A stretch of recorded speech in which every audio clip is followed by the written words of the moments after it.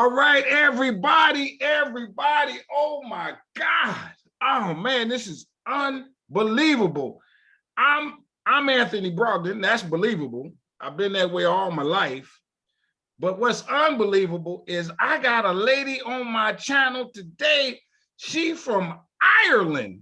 Now, you hear what I'm saying? Now, check this out. When I say Ireland, I don't mean no Ireland in the US. I mean Ireland over in Europe. I'm talking about across the pond. That's what they call it, I guess what they say. And hold on. And I just asked her, I said, it's no disrespect that I wore a green shirt today. I didn't mean that, because you know how you be symbolizing things and you be saying, hold on, now that might be racist or nothing, but I don't know. And she said, no, because you know, that's what we think about when we think about them. We think about green. And you know, so on and so forth. I ain't got to go no further than that, but you do think green. And she, how about this? She hit me up. She's, I guess, been watching the channel somehow. She, not somehow, but I know how. But she hit me up and sent a message, something to like the video, something like that. I said, whoa. Let me look into this deeper. I sent her a message. She said, I'm happy to come on. And you know, my friends, I don't pull no punches, right? Well, we were supposed to interview a week ago. I thought I had my time right, but she's 5 hours different than me. I had 4 and I was on an hour late. She sent me a message. This is how nice the lady is, right? Check this out. She sent me a message. She said, I was on and I hope everything's okay with you. She was not mad.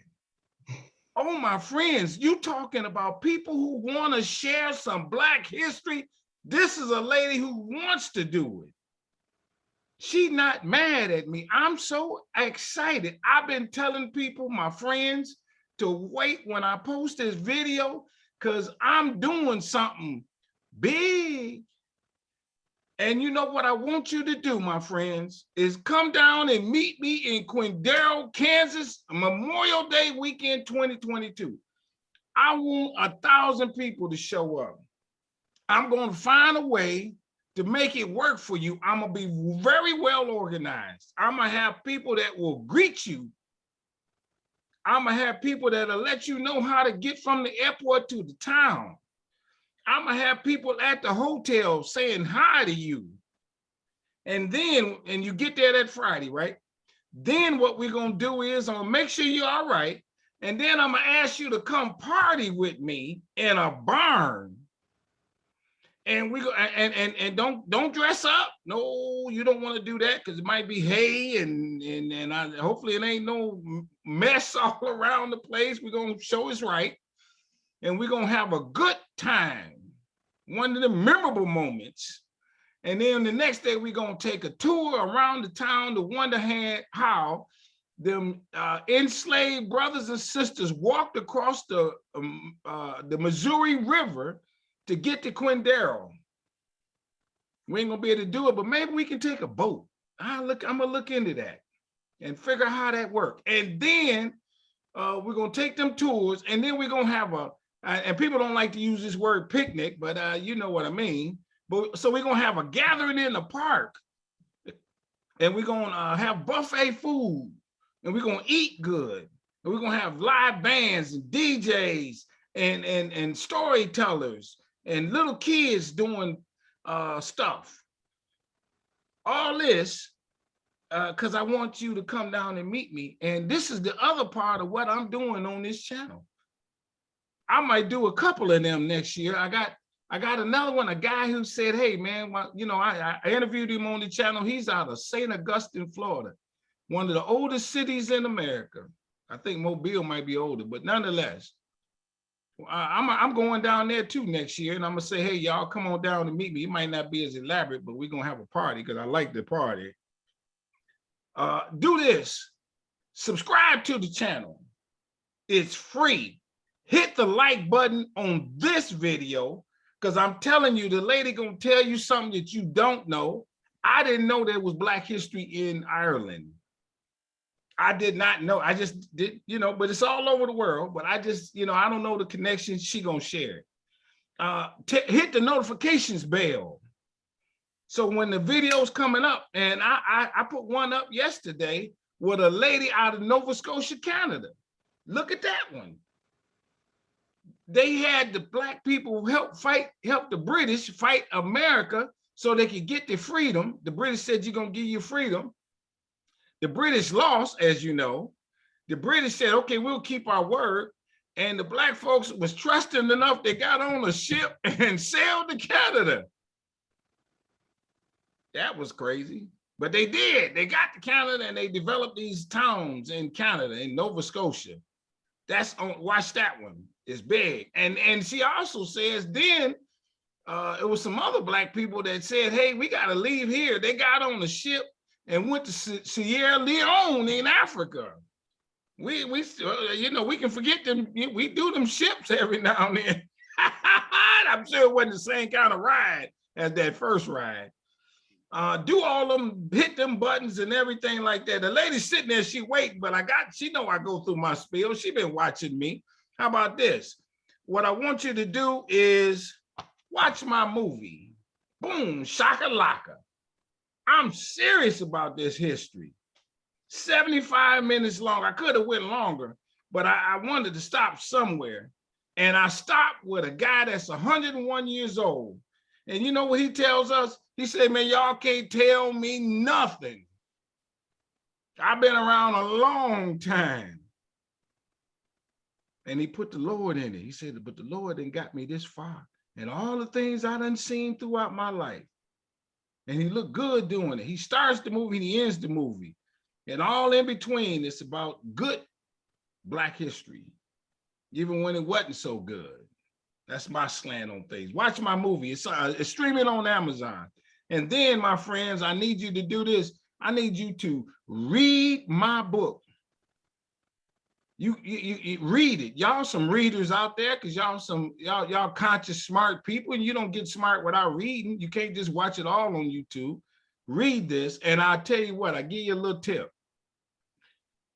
It's not a big book. I don't give you no commentary. I don't want to do nothing but let the fact stand on its own merit. And then if you want to go further, I give you the link where I found the fact in the back of the book. It's called the reference section, my friends. So I'm telling you that this book is so good that it comes with a money back guarantee. If you know every fact in this book, I give you money back. You win. I give you money back. And every 10th book I sell, I donate one to a school. I'm letting them schools start up now. You know, it just, you know, we early September. Now this video gonna go forever, but let me just tell you, I got books to send out because people been ordering it over the summertime. Sales is up. Something is happening here. Y'all, I appreciate you orderers of my book. My book is how slaves went to college and Black millionaires in the 1800s, slaves who bought their freedom, all the ways slaves got their freedom, and much more. And go to my website, businessintheblack.net, and that's how you get it. Go there, and I will autograph it for you, which might mean something one day. If I got a feeling something is, I'm on to something right here. This is what I'm gonna do for the rest of my life. 5 years from now, I'll be having this channel. Watch me. It'll be better, you know, so on and so forth, various ways, because I'm getting better. Watch me. I got things I'm changing up. You hear me use that word strong a lot. It's my word. It's my key word. I've been using it for about the last 10, 15 years. Had a friend of mine one day said, you need to come up with a word. And it didn't take but a second to say strong, which stands for strength, tenacity, resilience, and a sense of oneness, nobility, and grace, which is my intro to my guest today. She's a strong lady. That's what I heard. I got people in Ireland. I checked her out. That's what they told me. Come on in and tell your name and let's get it on. Thank you so very much for not being mad at me. Oh, thank you, Anthony. It's lovely to be here. My name is Martine Brennan, and I have built a public history project, which is about Irish slaveholders in the US, with a specific focus on South Carolina at the moment. But as other people are contributing, we're getting information about Irish slaveholders, the people they enslaved in other states. Okay, So hold on. I gotta stop you. You know I do it. You see me. Watch this, everybody. You in Ireland? Where's Ireland? And are you from Ireland? yes. Let's talk a little bit about that for a second. Yeah, I'm Irish. Like a lot of Irish people, my parents met in London, so I was born in London, and Oh, they brought me home when I was little because there were no jobs. You know, periodically there's no jobs, and a lot of people move often to the UK, to England, and they brought me home when I was little. And then when I was in my 20s, there was again no jobs here. So I went to London, just like my parents did. But I've always been interested in family history, and my surname, Brennan, the old form of that name is Brannan. okay. So, Hold on. Now you know I interrupt. Ireland. Where is Ireland? okay, about 3,000 miles from the east coast of America. Okay. When I was growing up, my grandmother called it the next parish because she too emigrated when she was a young woman, and she went to America and then came home and married my grandfather. So by happenstance, I'm Irish. I could be American. Okay. Now is Ireland is a country Yes, small island. on an It, island.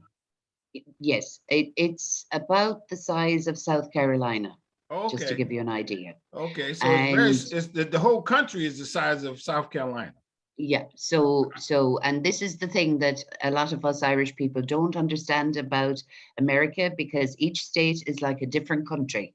Yeah, right. Um, and we find that hard to grasp, because in our world America is like one place, but it isn't. Yeah, right. Obviously, you know, Right. it's like How all big is different Ireland? places. um I mean, in like I terms said, of not big. oh, What's the population, population? about 5 million, about 5 million. And the But biggest city is Dublin. yes, yes, the biggest city is There's a Dublin. couple big cities though, right? Dublin, and is there another one? um, Cork, Galway, and Limerick, but Dublin really is the biggest one. And then, of course, we have a section of the island which is still governed by England, Oh, and that we call Northern Ireland, and some people call Ulster. I, So I Ireland has to be beautiful because, like you say, it is an island. It's a big island, mm, so it's water and it's beaches and mhm, that type of thing, mhm. right? Yes, yeah, it is. It is, and it rains a lot, so it's very green as well. Oh, really? Now, Yeah. what's the weather there? A lot of rain. Although with global warming, we're getting a lot of very hot days. For us, I don't know what it is in Fahrenheit, but in Celsius, say 24 to 26 degrees would be quite a hot day here. Oh, So, really? but not as hot as parts of America can be. Nowhere near as hot as that. So Ireland is what is it's near Europe? What other countries is it near? Okay. So Ireland is here, and England, Wales, and Scotland are here. I should say Okay. Scotland, England, and Wales. And then France, etc., is, like, if you're looking at the map, further away again. So Okay. so so we're the last country before you hit America. Oh, So there is a, really? yeah. So there's a Oh, long history of ships from Liverpool and other places in England who reprovisioned in Ireland before heading to America. okay. So we have a very long history of people going to America, even in the 1600s, and maybe even earlier. I don't know about that, but definitely in the 1600s, we have people going from Ireland to America. For a better way of life, or Yes, for the most part? because Yeah, for the most part, because of English rule, Irish Catholics did not achieve emancipation until 1824. Um, so I know that other of your speakers have spoken about the penal laws, Yeah, which were in some ways um, comparable to, say, the black codes in Louisiana, where there was restrictions on, really. what you could own and what you could do and so on. But the major difference between our experience under English rule and African people's experience in America is that um, we were never legally enslaved. So, in other words, people were very, very poor and very oppressed, but their children did not necessarily inherit the same condition as them. Okay, Their hold on. Let me children make sure could, my yeah, listeners and viewers, let me see if I got this. yeah, Ireland was under English rule. yes, They yes, hold on, let me stop there. They invaded Ireland. yes, Okay, so English rule, you talking about the British monarchy and all them yes. people Mm. invaded Ireland. Was there a war when they invaded, or y'all just said okay, or I mean, you know what I mean? How did that go first? Yeah, um, it's hard to put it into a single sentence. There were sort of waves of what they call colonization. So, um, so different parts of the country got hit, if you like, at different times. And some people, some of our own chiefs, agreed with having the British here. They thought it was a good thing. Others didn't and fought them. And there was a lot of divisions emerged, and there were divisions I between the got you. chiefs already. I And got as you know, with the history of the British, everywhere they go, they find the chink, the division between people, and they build it up, and then they have people fighting against each other you. rather Okay. than the oppressor. So, Okay, hold on. You said something there. Then let me get sure. So what the British did was they found some Ireland people to make them better than other Ireland people. yes, yes, Which ones was the better? absolutely. Which one was not the better? Well, it depended on what suited their needs. So obviously they were looking always to gain control of the larger areas or the bigger chiefs or whatever. Okay. But basically we ended up in a situation where um, if you were Irish and Catholic, you were probably poor. Now, not necessarily, but probably. Oh, okay. If you were Irish and you adopted their religion, what we broadly call Protestant religion, you could own land, you could inherit, you could write a will, you could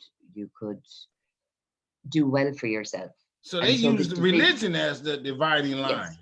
So the religion became the dividing line. So when this is why it's called Catholic emancipation, because if you were a Protestant, you had legal rights. If you were a Catholic, you didn't, Okay, hold on. or Let me at stop you least there. not so many. Why would I say okay? Because it's not a skin color. Like it was. No. Black, Yes. white here in America. Yes. Why would I No. say okay, man? I don't need to be Catholic. I can go Protestant right off the bat, and let me go on and buy that house over there. Yeah. Yeah. And some people did that. Some people did that. Okay. There are some wonderful stories about um, say a couple who would attend the Protestant church, but they were secretly having all their children baptized as Catholics. There are stories like that. But I don't know. I suppose people had a faith, a religious belief that they didn't want to lose. Um, I and got you. Did the Catholics they live could. on a certain side of town, and you knew all of them over there were Catholic? It really depends on the neighborhood, but if I say to you that approximately 95% of people in Ireland historically were Catholic, and about 5% belonged to various different Protestant denominations. Then you'll begin to understand how all the power was held by this 5%, and Oh, and everybody else was under these restrictive laws. So, but what I want to say about this though is that this is not my area of expertise. I got you. So I got you. We're gonna get to the South Carolina. Yeah, this we're gonna is get to the this South. is sort of Oh, my understanding, and I think what's significant about it is, for me as a researcher, is that all these people who experienced oppression then went to America, and many of them became oppressors. That's what's significant for me.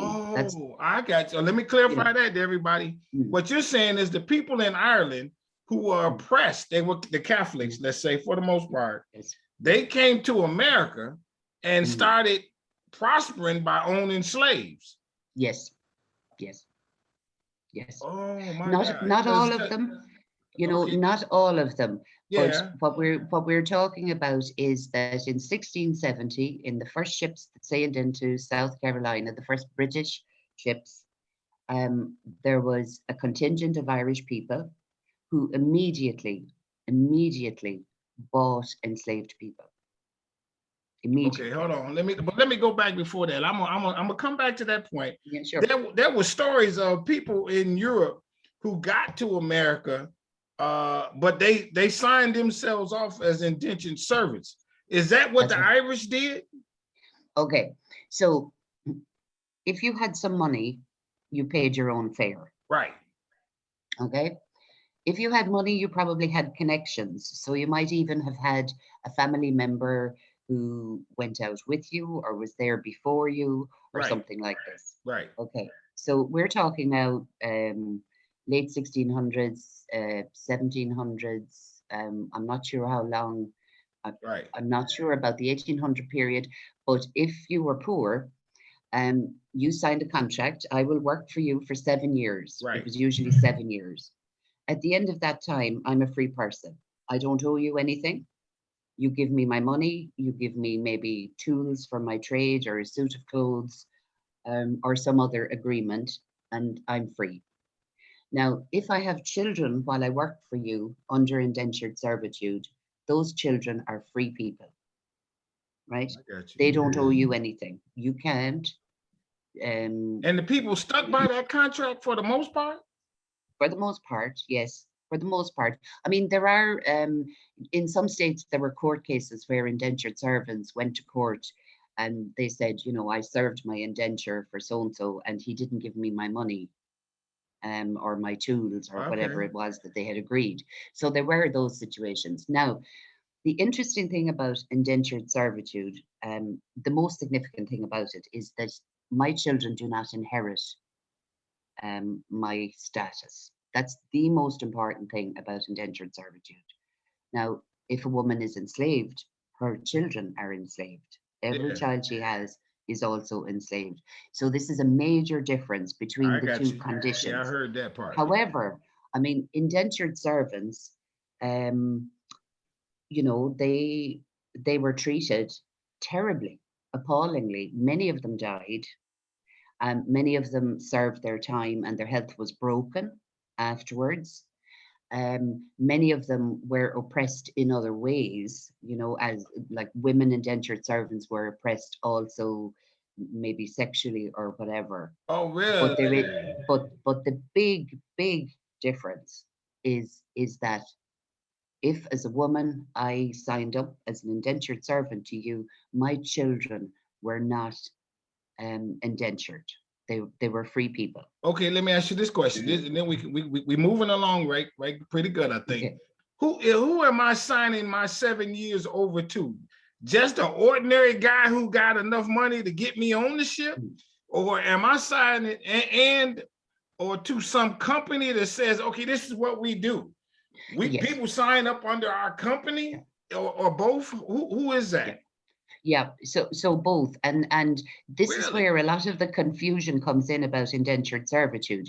You see, say if you were running a company, right, and I sign up with you, you then sell this contract, right, to somebody else. So in other words, I sign with you, but I'm not working for you. I'm going to work for the guy that you sell my contract to. Oh, Um, okay. so in the early documents, this is sometimes a source of confusion for people because it looks like the person is being sold, but it isn't the person, it's the contract. Okay. I got So you. you buy the contract from the company and you get 7 years of servitude from me. Okay. That's how it worked. I got you. Well, do you all know the names of a country of a company that dealt I in don't. this and became big doing this? No, I don't. I don't know the answer to that Yes, because my focus really is on I the got you. slaveholders. Mm. Okay, now so we're gonna get now we're moving to that part of it. You said that there was a first ship that brought them over to America. What's To do South they you know Carolina. the name of that ship? Okay, I think it was called the Carolina, but the names of the people, there was, and these names will be familiar to people from South Carolina. There was a woman called Afra Harleston, and she was from Dublin, and she married a man called John Cumming. And they went on, their descendants went on to own the Cumming Tea Plantation in South Carolina. Okay. And not so long ago, Edward Ball, who is one of the white descendants of the family, he wrote a book called Slaves in the Family about their 200 years as slaveholders. But the matriarch of that family was a woman from Ireland. And when she died, her husband had predeceased her. They had no children of their own. So she divided her property, including human beings, between her Irish nephew and her husband's English nephew. Okay. And it became known as the Ball Plantation. Ball family were the family. What did they do? And okay, what did they do? What They did the grew, plantation do? they grew cotton in the early years, and I think they diversified later, or maybe they diversified first and then focused on cotton. I can't really remember so Okay, much I of the got you. details. I got you. But the the interesting thing about Afra Harleston is when she died, she left money to a school in Charleston, which was the school that was attended by many of the most well-known slaveholders 100 years later. So her legacy was very long. Her legacy was very, very long. And Edward Ball estimates that there are thousands of descendants of people who were enslaved on the Ball plantation in America today. Thousands Okay. and thousands of them. Let me ask you this: how do you know this one? What did she do to get her money from Ireland and then to come to America to be who to Yeah, build this business? yeah. Well, her husband was a mariner and he captained ships, and so he made money running goods and some enslaved people, not so much. He mostly brought goods in the early days of the colony, the Carolina colony. And she came from a well-to-do English family originally. They were English in Okay. origin, but had settled in Ireland. And so she had family wealth and he had earned wealth because of his position. And I mean, they started small. They had about 20 enslaved people, I think, at the first time that we have an existing record. Um, but as the years went on, 2 generations later, um, they own a series of plantations. They're moving people from one Oh, so they're plantation to big. another. They're huge. They were big. They were big planters, indeed they were. And then they always had this family relationship with her Irish nephew John Harleston, and he was another planter, not so big, but they became, uh, as somebody at the time described them as, or a little bit later described them as the Mayflower of the Carolinas, that Huh. these were the important people Oh, in the okay. colony. Hmm. Did And now when you say and maybe you said this, where in Carolina was the plantation? okay, it's now this is where South Carolinians will know better than I do, but the Cumming T is at the T junction of the Cumming River. So it wasn't always called that. I think Native Americans called it Etowah. So it had a name before they came, but they called it the Cumming.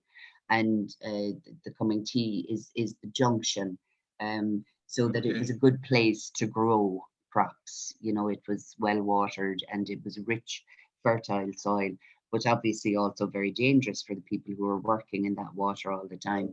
And they suffered from a lot of health problems because of it, you know. You mentioned that plantation. Were there many others from Ireland who came and owned and then got into owning plantations and slaves and that kind of thing? Is that? Yeah. I have uncovered the names of 200 Irish slaveholders so far, just over 200.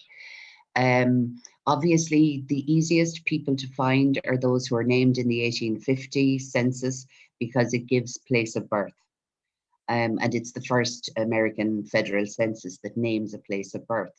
So, so over 200, but there are an awful lot more, because as you know, the further back we go, the harder it is to identify where people came from, because the Irish people who went to America, they may start in Pennsylvania or Virginia or even North Carolina, when the Carolinas separated, and then they move into South Carolina. And then there's another wave, I think around sort of 1830, 1840, where these early slaveholders are moving to other states where they feel they'll have more control over their enslaved people, where they feel they can buy land cheaper, and so on. Yeah. Now, how about this one? What is the last name of many of these? Because so there are Black people running around here for, and I'm saying that in a funny way, running around here with Irish last names. Yes, that's right. Loads. And before I tell you that, what I want to say to you is that some people estimate that between 30 and 40% of African American people have Irish ethnic ancestry. Really? 30 to 40% of people. And this is not surprising now that I see this, because of course you have many slaveholders who are engaging in non-consensual relationships with African American women. Sure. And you know, and you have this whole thing about depending on which state you're in, you know, Louisiana are hotter on, you know, the lighter skinned, and they like to have the lighter skinned people in that time period. And obviously the way to make that happen is to have lots of rape and sexual assault going on. Sure. What happened? So the names, Ball, Harleston, Cumming, Sullivan, Dalton, Murphy.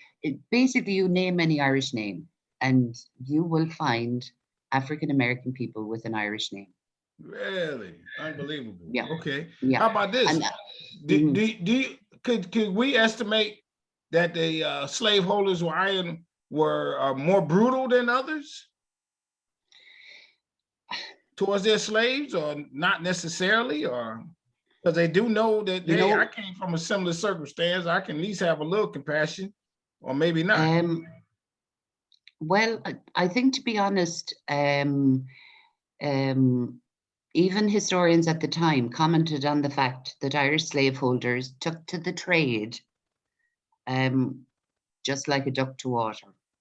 So, and really the issue is not, for me as an Irish person, is not whether somebody was, you know, a mean slaveholder, because they were slaveholding. End of story. Yeah, right. Yeah, that's true. Like, okay, you know, I mean, that's true. If someone takes someone's freedom and their name, their language, their culture, their religion, that's everything, true. You know, and they give them a spoon of sugar, does that make it better? No, it doesn't. Yeah, that's true. That's about the size of it. And you know, and obviously I've thought about this for a long time. I did a DNA test some years ago myself and I discovered that I have all these African American cousins, and I don't know how I have them. And the only way could have been is somebody in your family came to America and owned slaves. I think so. I think so. Or maybe somebody was an overseer, because Yeah, right. Something like that. yeah, you know, people are scattered. So Yeah. I have relatives in who are roots are in Edgefield in South Carolina, but I've since discovered others in Louisiana, in Alabama, in North Carolina, Really? um, and they suggest um, a common ancestor Yes. anytime before 1800. So this is my big difficulty, is that it's hard to find that person, because Yes. there's no history in my family about this. You know, when we grow up in Ireland, we never hear about Irish slaveholders. Yeah, I We was going to don't ask learn you, this in school. is it any taught of this, any mention or anything? No, no, we're not taught this in school. I think um, you know, modern day Irish people, especially say people like my mom and dad, when they went to London, they saw these signs in the window which said, no blacks, no dogs, no Irish. So when they were looking for a place to live, that was the sign. No blacks, no dogs, no Irish. So for my parents' generation, I think the ones who left Ireland looking for work, um, many of them felt a connection, a shared experience with people from Jamaica or people from Africa who were also looking to make a new life in England. But I have yet to meet an Irish person who can tell me, oh, I know that my great grandfather was a slaveholder in the US or in Yeah. Jamaica or in the Caribbean somewhere. I've yet to meet somebody who can do that. How about this one then? Did anybody, any of those slaveholders that you mentioned, even if the one had the big plant, did they become a household name in Ireland though? You No. know, somehow the word got back that, hey, this is what my man was doing in America, and he's super wealthy and a big success, and we're gonna put a statue in Um, his honor. Any of that well, kind of we thing? we have, say for example, Pierce Butler. He came from Carlow in Ireland, in the about the mid 1700s, and he married a woman called Mary Middleton, and the Middleton family were big slaveholders at the time. They were also involved in the trade, so in the Atlantic slave trade.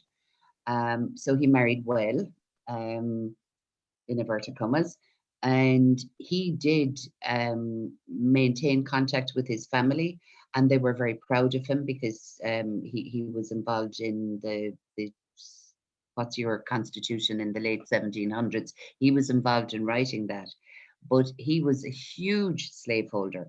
He owned the plantation that became the place of the weeping time. He Oh, was, really? yeah, Oh, yeah. I it got was that his, one on my channel, the yeah, Weeping Times. That's him. yeah. Yeah, so he was the guy who organized, or who was the cause of the weeping time, was his grandson. His grandson, and the reason that the weeping time happened was that the grandson Right, gambled. He gambled, and right, that's why people were sold to pay his debts. right. But his grandfather, Pierce Butler, was a very astute politician, and I believe that some people in Ireland would have known that he was a politician, but they didn't necessarily know that he was a slaveholder. Yeah. Oh, so that's the connection. Yeah, yeah. So Oh I my think God. basically what you have here is that Irish people, sort of broadly speaking, the public, you know, for want of a better word, may know of some of these people, but they don't know that they were slaveholders. Now, I mean, as a modern day Irish person, I want to know how I have cousins who are African American. I want to include them in my family tree. I want to make contact with them. I Because you want to got know about, compassion in your heart. well, you Let's call know, it that. well, You're I don't open-minded know what to person. say to that. I don't know what to say to that. But you know, what I also want to say is that it's about justice as well too, and it's about telling the truth. I think that's the reason I like your work, because what you're trying to do is to tell the truth, the full story, because we all grew up, whether you in America or me here in Ireland, with history books that didn't talk about any of this stuff. Yeah, I'm sure. I mean, none of it. And it's time to talk. It's time to talk about the legacy, and like the legacy for my African American cousins is that it's very difficult for them to trace their ancestors. Sure, It's I got you. and this isn't okay, to my mind, And right? you want to write a book about this and really Hopefully. put it out there on Front Street. Yeah, hopefully. I mean, in the short term, I've created a map. It's just a very simple Google map, and people can click on it to see who the Irish slaveholders in their area, who were Really? they, and as I go along, then as I uncover names of enslaved people, I put them in as well, so that people can trace. And as you know yourself from tracing your ancestry, that unfortunately, a descendant of I an got African you. American enslaved person has to know who did the slaveholder marry, when did he die, who did he gift his enslaved people to, Man, that'd be who did he phenomenal. sell them to, who were they doing business with? Where are these people? That maybe they came to the family in a dowry, or whatever. So they need those documents to identify the people. Now, Yes. the so the work I'm doing really is trying to tie it all together to make it easier for people to do this work. I got people that can help you. Let me go back to this though. And again, I gotta ask this question: is there somebody over in Ireland knowing you doing this, and they gonna threaten you for telling this story because they've been keeping it hush all the time? You know what I No, mean? Is the government gonna yeah, come? You know what I mean? You got to worry about that no, a little bit. no. I think that um, one of the things that makes it easier for me to do my work is that I don't actually live in South Carolina. I think if I lived there and I was writing about families that everybody knows, it might be difficult. I really don't know. But what? But I But live you here. live in Ireland. I mean, so I live in Ireland. I'm thinking that the Yeah. Ireland people don't want this to be told. Um, They haven't Well, told it all this time.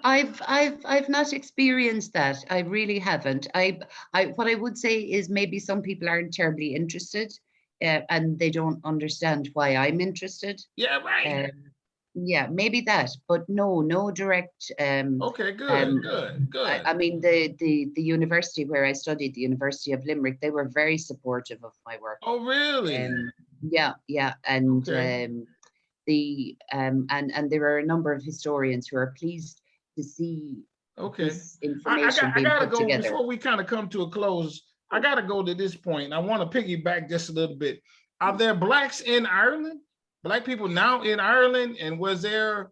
How did they get there? What's their conditions over the years in Ireland? Okay, okay, this is where in Ireland we have much to learn.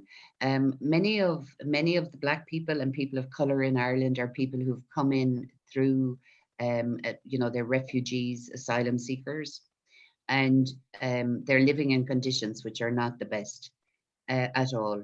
And there are restrictions on them in terms of what work they can do and where they can live and so on and so forth. And many of them are living in places, it's called direct provision. So in other words, um, there's one family to a room, they can't cook for They're doing that themselves. now or back then? They're doing this now, Wow. today, right now, right now. Um, and a growing number of Irish people are not happy about this, and we're trying to change it, but it's a very, very slow process. In fact, it's interesting, at least one of the companies who are involved in providing this direct provision is an American company that runs prisons in America. Wow. Not good. Why they're Okay. refugees mostly from where? It, from all over the world, really, but like from Nigeria, Ghana, other countries in Africa. And then there are refugees from Eastern Europe, and there are economic migrants as well too living in this country. So our kind of ethnic profile as a country is changing a lot, and you know, it's very rich and fruitful, this interaction between our cultures. But what most Irish people don't know is that we had approximately 2 to 3 thousand African people living in Ireland between 1700 and 1800. Okay. And this now to me is fascinating because um, uh, basically we have a situation where those people had children, intermarried with Irish people, and so there are at least some Irish people walking around who have African DNA who don't know about it. Now, where did they Um, come from, and why did they come to Ireland, do you think? okay, so we had mariners coming, sailors. There was one big story about a man. Now I can't remember his name, but he had a specific skill. He was a diver, and you know, when a ship sunk, he used to come in and dive and bring up what he could find. Um, then there were um, servants who were brought from other countries. So some of these people then had specific skills, you know, like groomsmen or horsemen Yeah. or something like this, right? But we don't know a great deal about them because the way people are recorded in Ireland is different. So we didn't have like an ethnicity a racial designation. So that it's difficult. Sometimes people are identified in newspapers as being black. And so anyway, basically there was 2 to 3 thousand people. I'm very interested in a couple of people who basically retired as slaveholders and came back to Ireland between 1700 and 1800 and brought maybe one servant with them or a couple. Um, but it's difficult to find information about these people. Okay. So I can't say a great deal about that, but Yes. some an Irish historian has done some very good work on that just a few years ago. So there is there is a crossover, and there was also a man who was born in South Carolina in Charleston about 1750, and he was actually raised in Ireland, an African American man, and he was raised in Ireland, and he has an Irish surname, and he was an Irish speaker. He spoke our language, our own language. And when the British were looking to recruit in New York, they used him to go down to the dockside to speak in Irish to the Irish immigrants who were there in New York at the time to get Right. them to sign up for the British Army. But you talk about it a lot. You know, the way the history is taught, African people are just not written in at all. Right. Okay. And so this work really is about writing in our connection and writing in the fact that many of these slaveholders had legal children, as I call them, and they also had African American enslaved children. Sure. Now, Now, as we kind of, I guess we kind of wind down a little bit here. mm, Is there, I like, always ask this, is there a black guy, a black lady in Ireland who has become very successful in some regards? That's noted in the news. He owns a business. She owns a business. They in politics, anything like that? yes, there are, and I'm very sorry to say that I don't know the names. I can't think Okay. of a name. There are um, in in politics now, there are more people of color, more black people coming up, and um, and efforts are being made by a lot of groups to include what some people call the new Irish people. Okay. They're newly made citizens of this country, Okay. and to include them in politics and whatever else is going Sure. on. But it's a struggle. It's Is not there easy for them. is there a, do you know of like an NAACP or organization of Blacks in Ireland that have come together? Not that I know of at the Uh, moment. Not that, and that's not to say that it isn't there, yeah, because I mean, the thing yeah, about my research is, as I yeah, say to sure, my sure. friends, I'm in South Carolina today. I'm not here. So and the work is long and involved, and I Yes, don't keep up with a lot of stuff yes, I because got you. really, I'm trying to find a will or a probate document or a Okay, state inventory, and that's okay. where my focus is really. Yeah, I got you. I got you. Is there a question that I have not asked you? Let's talk, like of any note, and also, do you have a website or anything how people can follow you? Okay, thank you.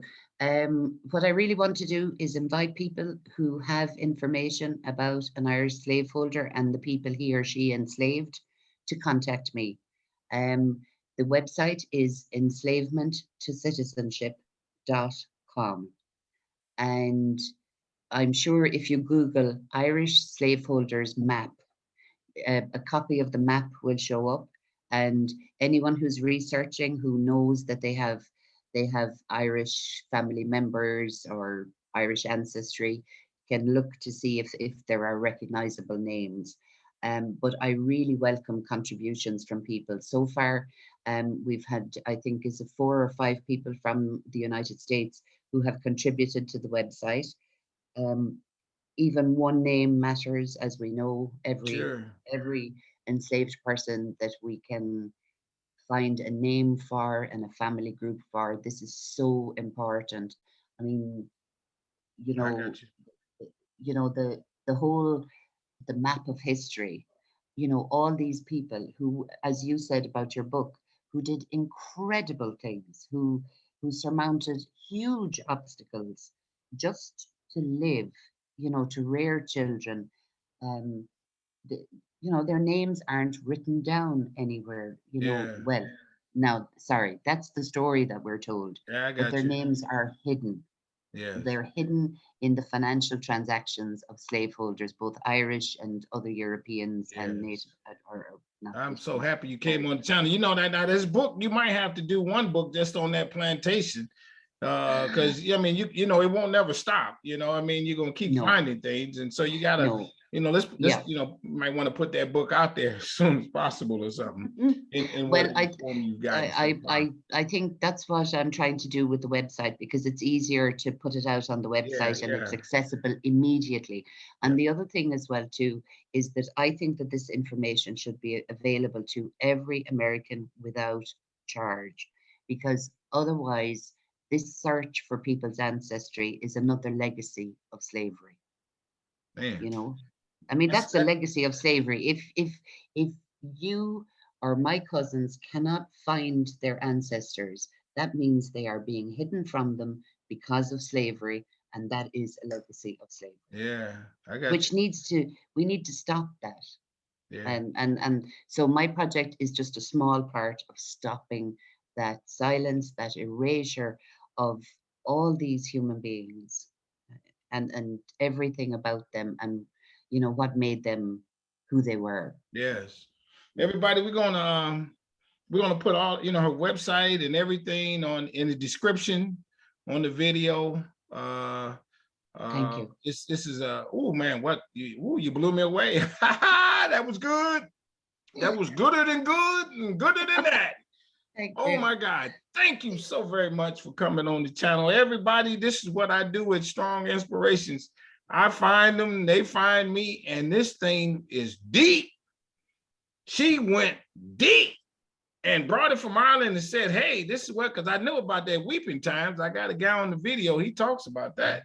But and some black folks running around here got Irish blood. And their names is, and they probably wear green and don't know why. Something like that. But Oh, hey, that's a beautiful thing. I'm glad you've come on the channel. I'm gonna stay in contact. I got some names for you. Like again, subscribe, like this video, hit the notifications, tell somebody about Strong Inspirations, because we give it to you straight, no chaser. I just try to come up with some questions of the experts.